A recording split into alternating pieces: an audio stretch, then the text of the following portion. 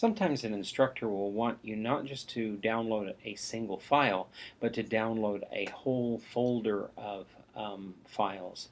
And as it happens on screen, we have a good example of this where the instructor in this particular course downloaded a folder, and if I or uploaded a folder to Moodle, and if I click to open the folder, I then can see the folder and its contents.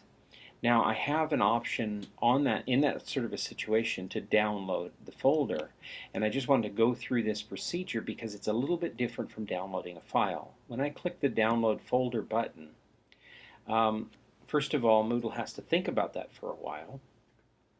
Now what it offers me is a dialog window that basically, if I read it carefully, tells me that the folder I'm about to download is actually a compressed folder or a zipped archive, and I'm given a choice of either opening with the default program of just saving the file and do nothing with it, and that's what I like to do. I don't necessarily like to have too much going on at once, so I like to first download the file, particularly in a situation like this. One of the things to notice that my cursor is kind of circling something that I want to attend very carefully with.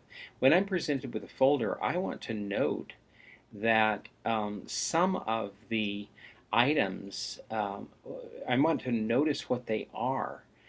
In this particular case, what I'm presented with are 3 media files, and I need to be aware that media files can be quite large when you're looking at them. So even though I'm given the opportunity to save the file, I need to be aware that depending upon how the file size, this could take a long time. Now, if I look up in the zip archive, it estimates that this archive is more than 23 megabytes.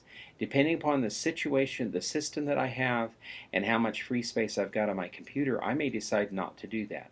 But I want, in order to be able to show you the length of time that can be required, I'm here at the university on a very fast connection. I'm going to click OK to start to download this. And it doesn't take very long. It's already at 20 megabytes of the 23, and this has just been a few seconds that it has taken. At certain times, though, I could see a very, very slow process. We haven't always had fast connections here in Williams Lake, but we do right now. And so especially being on campus, I can get that done. I can download it to my system, and then I can play those files on my system when I don't have access to Moodle. I can still play these media files. You want to be careful, as I mentioned before.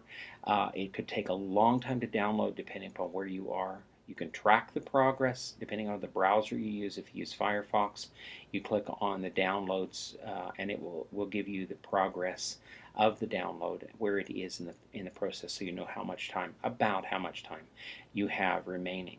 And you also need to pay attention because if your hard disk is crowded, your computer or your device doesn't have a lot of storage, you may not have the room to be able to download the entire resource. So that's been generally how to download folders when an instructor wants you to have a whole folder of materials. They may be media files, as they are in this particular case, or folders can be made up of images or sound files or even just text files that an instructor wants you to be able to read at home when you may not have access to Wi-Fi and the internet.